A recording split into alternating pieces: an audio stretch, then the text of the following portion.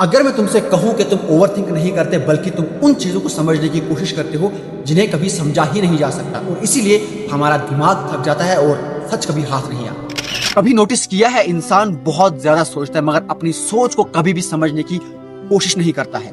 लोग कहते हैं कि ओवरथिंक का मतलब ज्यादा सोचना होता है, मगर फिलॉसफी इसका कुछ और। ओवरथिंकिंग तब शुरू होती है जब माइंड सर्टेनिटी को उस जगह ढूंढता है जहां पर सर्टेनिटी मौजूद ही नहीं। तुम पूछते हो क्या मैंने सही फैसला लिया, कल क्या होगा, लोग मेरे बारे में क्या सोचेंगे, लेकिन इन सारे सवालों के पीछे एक ही डिमांड छुपी है और वो है सर्टेनिटी।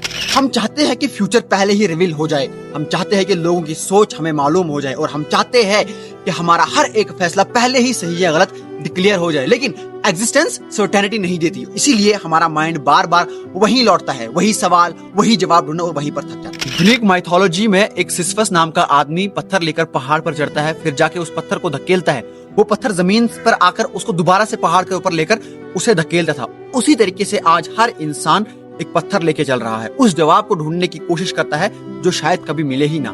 फिलॉसफी का मतलब ये नहीं कि हम हर सवाल का जवाब ढूंढे, फिलॉसफी का मतलब ये है कि कहीं हम किसी गलत दरवाजे के ऊपर दस्तखत नहीं दे रहे, वो दरवाजा जिसके पीछे कोई कमरा ही नहीं। प्रॉब्लम ये नहीं कि हम कम जानते हैं, प्रॉब्लम ये है कि हम सर्टेनिटी को वहां पर ढूंढते हैं जहां इसका वजूद ही नहीं। रिलेशनशिप में प्रूफ चाहिए, फ्यूचर में गारंटी चाहिए, और लाइफ के हर मोड पर एश्योरेंस चाहिए, लेकिन एग्जिस्टेंस एविडेंस से ज्यादा एक्सपीरियंस से आती है। रिलेशनशिप हो, आइडेंटिटी हो या फिर लाइफ का रास्ता हो, इन सब में क्लियरिटी चलने के बाद ही मिलती है।